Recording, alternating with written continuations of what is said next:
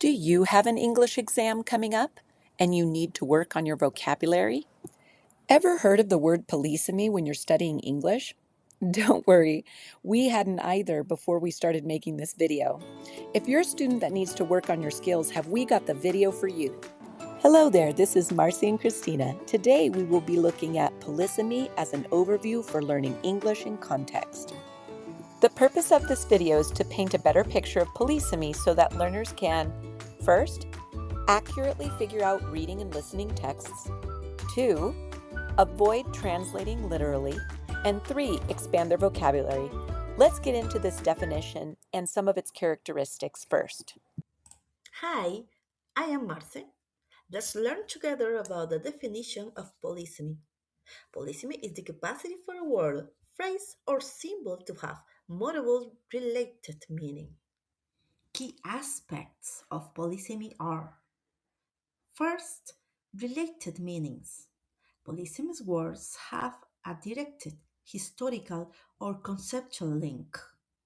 Second, common frequency. Many of the most common words in English. Third, cultural shifts.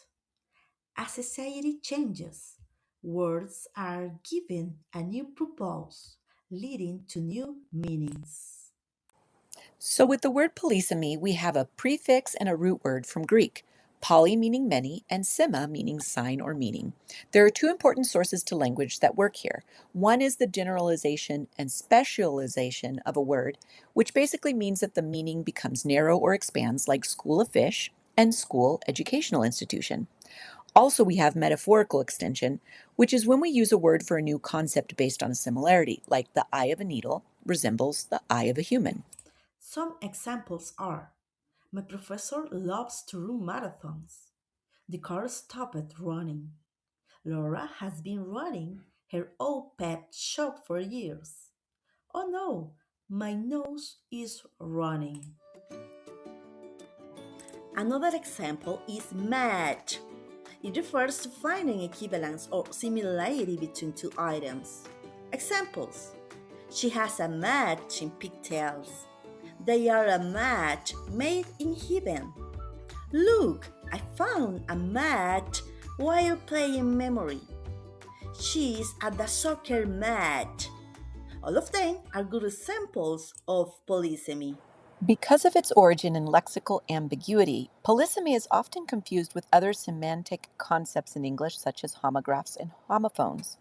Although they may seem similar on the surface, particularly because they deal with multiple meanings or similar sounds, these concepts have distinct definitions and functions in linguistics. So, why aren't match versus match or bat versus bat polysemic words? Let's see. One type of non-polysemic words are homonyms. Homonyms are words that share the same spelling, but they don't necessarily share the same meaning, like bat versus bat and bank versus bank. The key: same form, but they have a different origin of the word. Another group of non-polysemic words are homophones, words that sound the same but are spelled differently and have different meanings, like pear versus pear and here versus here.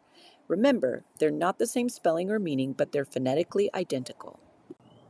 The next group of words are homographs. Homographs are words that share the same spelling but have different meanings and origins, and they may or may not have the same pronunciation. For example, lead as in guide versus lead as in graphite, or close as in close the door, or close as in get close to me. So now that we know that polysemic words are different from non-polysemic words like homophones and all the other ones we've just talked about, there's also a topic of ambiguity. So lexical ambiguity covers all of these topics combined, both non-polysemic words and polysemic words. But we're going to talk today about contextual ambiguity, which is when you have confusion if a sentence is taken out of context. So let's take this example. Look at this sentence. She saw the man with a telescope. What do you imagine? Is it she saw the man with the telescope or she saw the man with the telescope? This is called contextual ambiguity. This is why polysemic words are so important because confusion can occur with one word or even at a sentence level. It depends on the context. So, polysemic words have a few common characteristics, like each word has a same origin and root, it is context dependent, it expresses cultural changes in language, and the meaning is based on the context itself. Look at some of these words and see if you can guess their multiple meanings. When taking English tests, in the reading sections, polysemy is often tested through vocabulary in context questions. These questions do not test whether you know the word, but whether you can choose the correct meaning based on the usage in the sentence or paragraph. For example, the sentence is, "The new policy will benefit small businesses in the long run." Question: what does run mean in this context? Although run refers to moving quickly, in this regard, it's referring to a long period of time. For the writing sections in the IELTS writing task 2 or the TEFL independent writing, lexical resource is a major scoring criterion. What makes polysemy particularly challenging is that students may know the word but misinterpret its meaning in a specific context. Using words with multiple accurate contextual meanings can demonstrate flexibility and range. Some test recommendations are: focus on context based practice. Review past exams questions where word choice affected the answer. Practice paraphrasing the same idea using different meaning of a word. Use polysemous words intentionally in speaking and writing responses. Now is a perfect time for a quiz. Question number 1. Which pair is compiled of two polysemic words? Yes, excellent. The correct answer is B, match. Question number 2. Which pair is compiled of two polysemic words? Yes, excellent. The correct answer is C, all of the above. Note to learners, polysemy and hominy both involve one form of multiple meanings, but only polysemy implies a semantic connection. Ambiguity is often caused by context, and polysemy is one of the possible sources of that ambiguity.